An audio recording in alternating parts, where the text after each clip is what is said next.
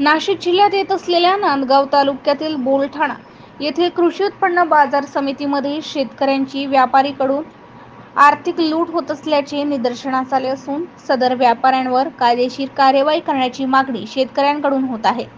या संदर्भात प्राप्त माहितीनुसार 8 मे 2024 रोजी बुधवारी नांदगाव तालुक्यातील घाटमाथ्यावरील बोलठाणा येथील कृषी उत्पन्न बाजार समितीमध्ये मुजीब करीब शेख यांनी कांदा विक्रीसाठी आणला होता। कांदा खरेदीदार व्यापारी महावीर ट्रेडिंग कंपनी यांनी 1472 रुपये प्रति क्विंटल दराने कांदा खरेदी केला, परंतु व्यापाऱ्याने त्यांच्या खळ्यावर गेल्यानंतर 1460 रुपये दराने अदा केले।